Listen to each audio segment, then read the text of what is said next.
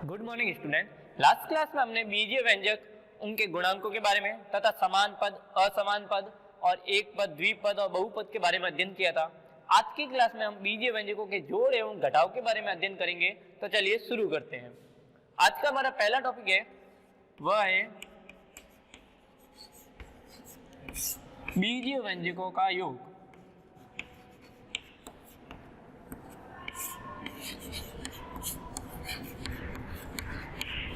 आज का हमारा पहला टॉपिक है बीजीय व्यंजकों का योग।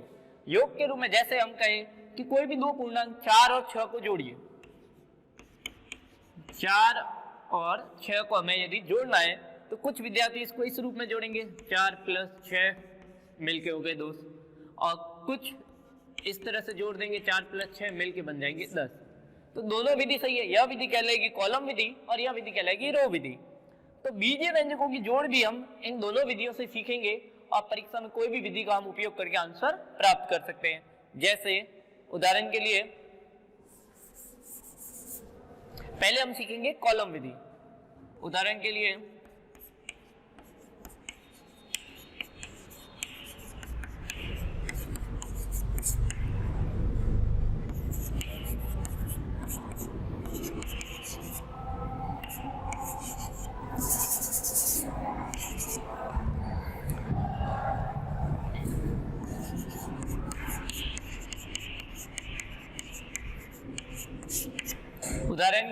हमारे पास है कि 7x² - 9x + 4 और 3x² + 5x - 3 को जोड़िए। यह दो बीजीय व्यंजक है, ये पहला और ये दूसरा, इनको जोड़ना है। तो पहले हम सीखेंगे कॉलम विधि। तो कॉलम विधि में हम क्या करेंगे, जो पहला पद है, ये पूरा जो पहला बीजीय व्यंजक है, इसको वैसा वैसा लिख लीजिए। तो 7x² - 9x और प्लस के 4, पहले बीजीय व्यंजक को वैसा वैसा लिखा, और जो दूसरा बीजीय व्यंजक है इसको इसके नीचे लिखना है। लेकिन ध्यान क्या रखना है, समान पद के नीचे समान पद आना चाहिए। कैसे? जैसे यहां हम देखें चर क्या है, x²। तो इसमें जो इस बीजीय व्यंजक में जो x² की टर्म है वो इसके नीचे आएगी, जो x की टर्म है वो इसके नीचे आएगी, और जो अचर पद है वो इसके नीचे आएगा। तो यहां हम देखें यह x² की टर्म है तो ये इसके नीचे आएगा, ये x की टर्म है तो ये इसके नीचे आएगा, तो प्लस का 5x, और ये अचर पद है -3, तो वो अचर पद के नीचे आएगा।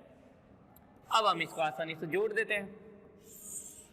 तो जोड़ना क्या, प्लस के 4 और -3, प्लस के 4 है माइनस का 3 है, तो क्या बच जाएगा, प्लस का 1, क्योंकि प्लस की संख्या बड़ी है। ये -9x और प्लस के 5 है, यानी कि -9 और प्लस के 5। यदि इन दोनों का हम पूर्णांकों का जोड़ हम 7वीं क्लास में सीख चुके हैं, तो इसका उत्तर होता है -4, क्योंकि माइनस की संख्या इस बार बड़ी है और पीछे जो चर पद है x है तो x आ जाएगा। यहां हम देखें तो प्लस के 7 और प्लस के 3 मिलके हो जाएंगे 10, और x² है तो x²। तो इस प्रकार हम बीजीय व्यंजकों का जोड़ आसानी से कर सकते हैं। एक और उदाहरण लें।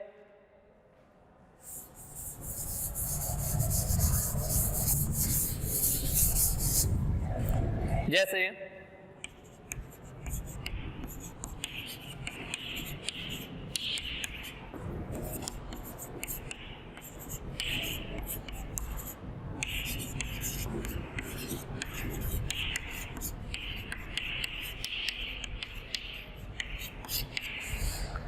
जैसे 7x - 3y + 2 एवं 3y + 3xy और -8 को जोड़िए। इस बार हमें इसको जोड़ना है, तो वही विधि पहले हम कॉलम विधि से सीखते हैं।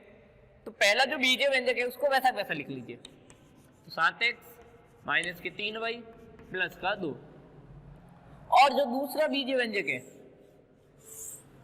इसमें जो चर पद होगा वो उसी के नीचे आएगा। जैसे यहाँ पहला क्या है, y, तो y किस में है, y यहाँ है तो यह चीज यहाँ आएगी। फिर दूसरे में चर पद है xy, क्या ऊपर कहीं भी xy साथ में है, नहीं है, तो इसको हम अलग से लिख लेंगे, प्लस का 3xy, और यह है -8, यह अचर पद है तो अचर पद ये रहा, तो यहाँ आ जाएंगे -8, और जो खाली है उसको छोड़ देंगे। कहने का मतलब है समान पद के नीचे समान पद है। यहाँ x है तो नीचे x का ही पद आएगा, यहाँ y है तो नीचे y का पद आएगा। यहाँ x y है, ऊपर कहीं भी नहीं था तो उसको हमने साइड में लिख लिया अलग, और यहाँ चर पद है तो अचर पद है, यहाँ भी अचर पद आएगा। अब यहाँ तो कुछ भी नहीं है तो सेम टू सेम वैसा वैसा आ जाएगा। प्लस का 2 माइनस का 8 तो यहाँ हो जाएंगे माइनस के 6, यह प्लस माइनस के 3 वही, ये प्लस के 3 वही, तो ये आपस में कट जाएगा, -3 और +3 0 हो जाएगा, तो यहाँ कुछ भी नहीं आएगा, और यह प्लस के 7x, तो हमारा लास्ट आंसर हो जाएगा 7x प्लस का 3xy और माइनस का 6। अचर पद को हम अलग लिखेंगे। अब इसी को हम रॉ विधि से करें या तो कॉलम विधि थी, इसी सवाल को हम रॉ विधि से करते हैं, तो कैसे करना है? तो पहले टर्म को वही लिख लीजिए 7x माइनस 3y प्लस के 2, कोष्टक में लिख लेंगे, और हमें जोड़ना है तो बीच में प्लस का चिन्ह, और दूसरे वाले पद को भी कोष्टक में लिख लीजिए 3y प्लस 3xy माइनस 8। अब देखिए कोष्टक के बाहर क्या है? प्लस। कोष्टक के बाहर यदि प्लस होता है तो बाद में जो कोष्टक के अंदर जो भी संख्याएं होती है उनका चिन्ह चेंज नहीं होता। यदि यहाँ माइनस होता तो बाद वाली संख्याओं का चिन्ह चेंज हो जाता।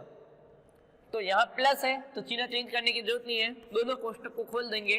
7x माइनस 3y प्लस का 2 प्लस का 3y प्लस का 3xy और माइनस का 8। चिन्ह चेंज नहीं करेंगे क्योंकि यहाँ पे क्या है? प्लस। यहाँ यदि माइनस होता तो बाद वाली संख्याओं का चिन्ह चेंज हो जाता। अब क्या करो? समान पद को एक साथ लिखो। जैसे यहाँ x है तो और कौन सा टर्म है जिसमें केवल x है? कोई भी नहीं है, तो इसको आगे लिख लो। यहाँ y है तो और कौन सी टर्म है जिसमें y आ रहा है? केवल y, तो ये रही टर्म, तो ये प्लस का 3y, इसको पास में लिख लो। यहाँ प्लस के 2 है यानी कि केवल अचर है, और अचर कहाँ है? ये रहा अचर, और ये है xy, और कहीं xy नहीं है तो ये लास्ट में आ जाएगा। अब देखिए जो समान पद है उनको सरल कर लीजिए। 7x, यहाँ देखिए ये माइनस का 3y ये प्लस का 3y, तो ये आपस में कट जाएगा। यह प्लस का 2 है ये माइनस का 6 है, तो यहाँ माइनस के 8 है तो यहाँ बचेंगे माइनस के 6, और यह जैसा था वैसा वैसा आ जाएगा। और यदि इसको हम थोड़ा वापस सरल सही रूप से लिख लें तो यहाँ आ जाएगा 3xy, और जो अचर है उसको हम लास्ट में लिख लें, तो आंसर दोनों विधि में सेम ही आएगा, चाहे हम इस विधि से जोड़े चाहे दूसरी विधि से जोड़े। एक लास्ट उदाहरण ले लेते हैं।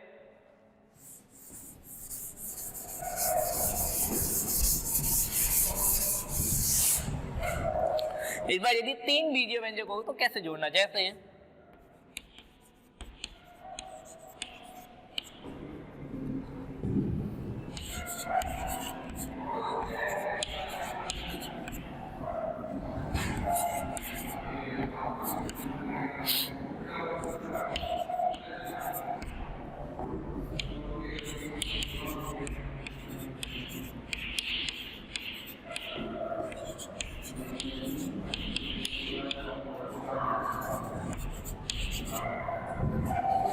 यहाँ 4 पद है, पहला, दूसरा, तीसरा और यह पूरा चौथा है। इन चारों को जोड़िए तो पहले हम कॉलम विधि से देख लें। तो पहली टर्म्स ये है तो इसको तो वैसा वैसा लिखो 7x माइनस 3xy। अब ये दूसरी टर्म्स है, क्या यहाँ y का कोई टर्म है? नहीं है, तो इसको हम साइड में लिख लेंगे। क्या yz की कोई टर्म है? yz की कोई भी नहीं है, तो यह भी हमारा साइड में आ जाएगा। अब इसमें देखें z की कोई टर्म्स है? नहीं है, तो इसको हम साइड में लिख लेंगे। और xz की कोई टर्म्स, xz की भी नहीं है, तो इसको भी हम साइड में लिखेंगे। और यह है हमारी लास्ट चौथी टर्म्स। अब पहली टर्म है x की, तो इसको हम x के नीचे लिखेंगे। दूसरी टर्म है y की, तो इसको हम y के नीचे लिखेंगे। तीसरी है z की, तो इसको हम z के नीचे लिखेंगे। अगला है xy, xy कहाँ है? यहाँ है xy, तो इसको xy के नीचे लिखेंगे। और लास्ट है zx, zx कहाँ है? तो हम देखते हैं यहाँ लिखा हुआ xz, तो xz और zx दोनों सेम ही होते हैं, कोई फर्क नहीं है, आगे पीछे हम लिख सकते हैं। तो यह इसके नीचे आएगा, तो प्लस का 6zx लिखो, या इसको हम वापस xz भी लिख सकते हैं। अब इसको हम सरल कर लेते हैं। तो सरल करें तो प्लस के 4 और प्लस के 6 प्लस के 10 और पीछे आ जाएगा xz। प्लस का 6 प्लस के 12 पीछे आ जाएगा z, यहाँ कुछ भी नहीं है तो सेम वैसा वैसा 3yz, प्लस का 9 माइनस का 3 तो प्लस का 6 हो जाएगा, माइनस का 3xy माइनस का 2xy तो माइनस के 5 हो जाएंगे, क्योंकि माइनस माइनस दोनों समान होने पे जुड़ते हैं, और 7x और ये है 7x तो मिलके हो जाएंगे 14x, तो हमारा लास्ट आंसर ये आ जाएगा। तो इस प्रकार हम बीजीय व्यंजकों का योग कर सकते हैं। बढ़ते हैं अगले सवाल की तरफ, और इस बार हम करेंगे बीजीय व्यंजकों का घटाव।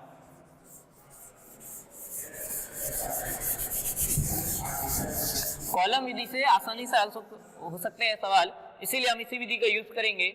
दूसरा टॉपिक है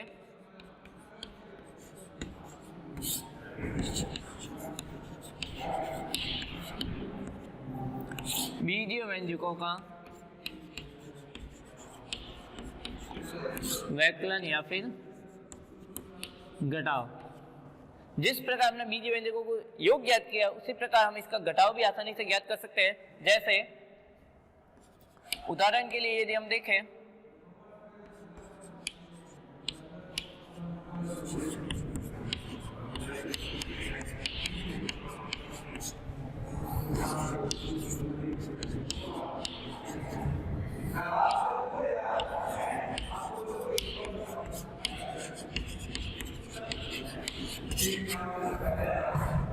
तो यहां हम देखें तो पहली टर्म को तो वैसा वैसा लिखेंगे,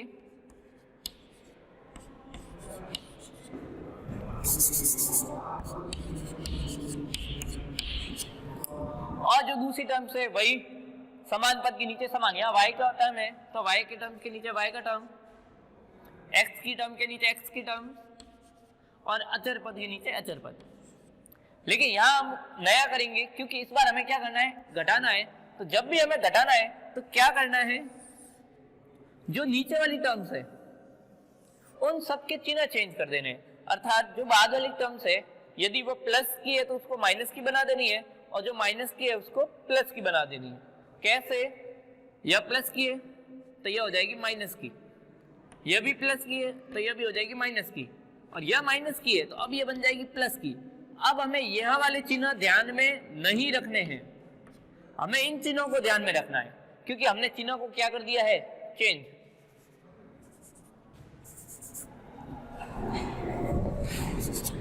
अब देखिए यह प्लस के 4, ये माइनस के 8, ध्यान रखना ये माइनस के 8 नहीं कहलाएंगे, अब ये प्लस के 8 बन गए, क्योंकि हमने इसका चिन्ह चेंज कर दिया है। तो प्लस के 4 और प्लस के 8 हो जाएंगे प्लस के 12।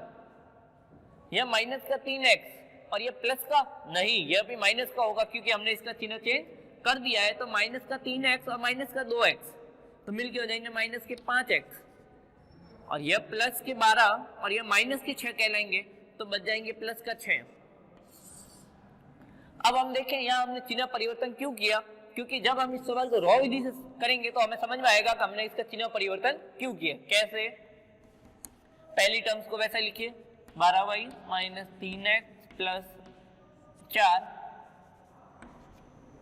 और जो दूसरी टर्म है इस बार घटाना है तो माइनस का चिन्ह, और जो दूसरी टर्म है उसको कोष्टक में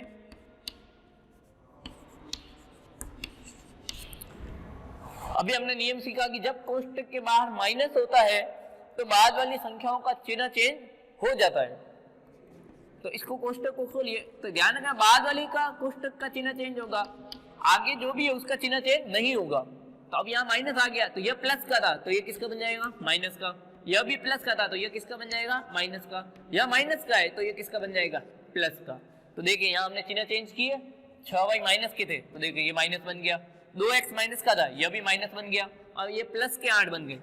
इसीलिए हमने यहाँ पे चिन्ह परिवर्तन किए थे। अब वही समान पद को एक साथ ले आइए तो 12y, अब y की टर्म कौन सी है, y की टर्म सी है माइनस का 3x, x की टर्म कौन सी है, x की टर्म सी है प्लस का 4, तो यानी कि अचर पद कौन सा है, तो यह अचर पद है। अब सरल कर लीजिए, प्लस के 12 माइनस के 6 तो प्लस का 6 और पीछे y आ जाएगा, माइनस का 3 और माइनस का 2 माइनस के 5 और पीछे x हो जाएगा। अब ये प्लस के 4 या प्लस के 8 प्लस के 8, ये हो जाएंगे प्लस के 12। तो आंसर दोनों में सेम आएगा चाहे हम कोई भी विधि लें। लास्ट उदाहरण देख लेते हैं।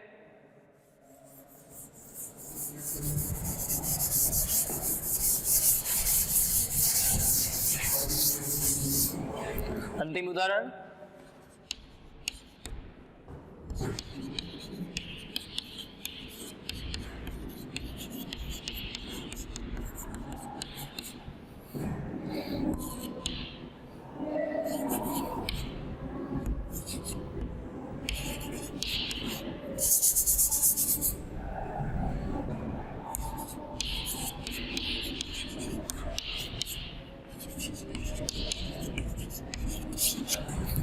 लास्ट है 12x² minus 6y plus 3x में से 6x माइनस 3y माइनस 4 को घटाइए।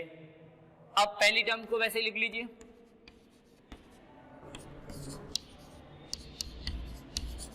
और जो दूसरी टर्म्स है वहां हमें पता ही है कि हमें क्या करना है कि जो समान पद है उसके नीचे वही टर्म्स लिखनी। जैसे यहाँ x है तो केवल x का है, तो हम देखते हैं x यहाँ है तो इसके नीचे आएगा प्लस का 6x।